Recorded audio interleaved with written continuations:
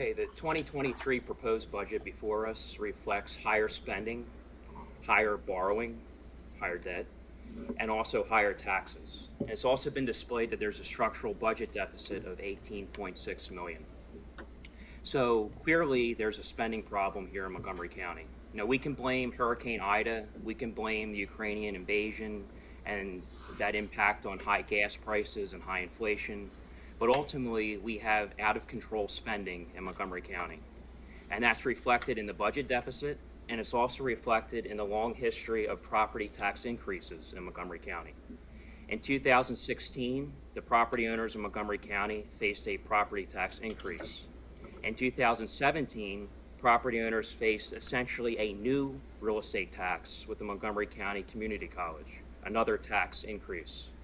In 2021, property owners face another property tax increase. In 2022, yet again, property owners face another property tax increase. And here in 2023, again, property owners will face another higher real estate property tax increase. So that speaks for itself. There's a pattern where we're increasing property taxes because we're simply spending too much money in Montgomery County. The glaring one is the capital budget.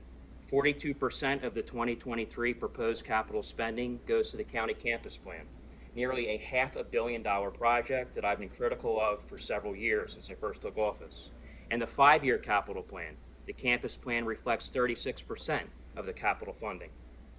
And you talk about employee retention and the need to have competitive wage rates with surrounding counties so we retain county employees so we can deliver the services needed to conduct county government. The county employees, if you're a sheriff deputy, they look out the window and they see a couple 1,000 foot in the air crane with steel beams across the air, and they are wanting higher salary, or they're leaving. And you see that with the volume of employees that leave Montgomery County. They don't care if that allocation funds in the capital plan, whether it falls under the operating budget. At the end of the day, it's still a county expense. And ultimately, 51% of the budget is funded through real estate taxes. Same thing with prosecutors in the district attorney's office. They look out the window, they see the cranes out the window, that's a county expense. So we have to prioritize spending, and the cost of the Justice Center project is entirely too expensive. And that's why we see this pattern of tax increases. And on the operating budget, I'll give you a simple example. Right in the back of the room, the Health and Human Services contract vendor list. There's an expense. It might seem minor. $39,916 to Oklahoma for COVID-19 outreach and education services. We're now a couple years into COVID.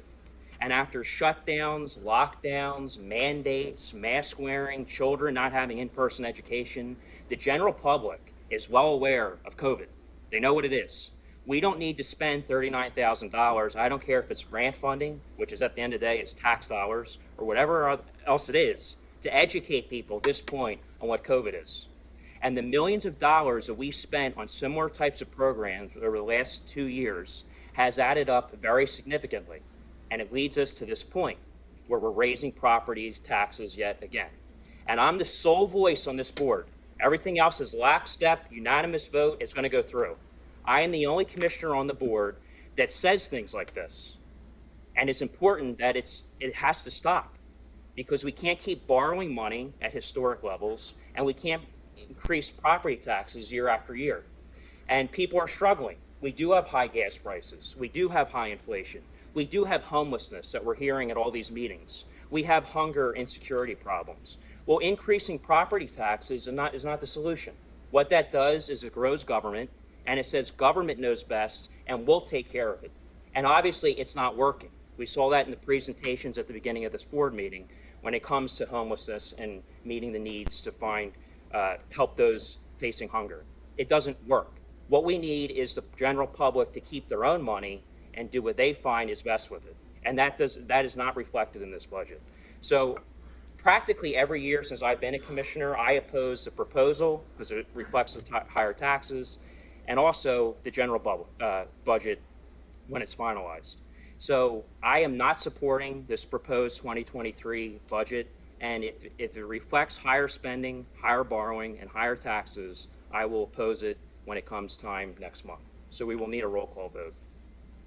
All right, so just to reiterate, the county's proposed 2023 operating and capital improvement plan will be posted online on the county's finance page. That's at www.montcopa.org/finance, and will be available for public review in person at our 1 Montgomery Plaza location here in Norristown, as well as the Norristown Public Library. There'll be 2 public hearings for public participation. They will be hybrid, so you can come in person or you can come in online. And they are Thursday, December the 1st at 10 a.m. And then again, Thursday, December the 1st at 5:30 p.m. And then the commissioners are scheduled to vote on the budget for adoption at our regularly scheduled board meeting on December the 15th at 10 a.m.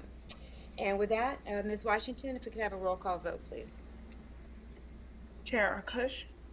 To post the budget, so everyone is aware. Aye. Vice Chair Lawrence. And opposed. Did we lose her, Kelly? Ms. Washington? Vice Chair Lawrence. Aye. Commissioner Gale. Opposed. Motion carries 2-1. All right, we will move on to resolutions.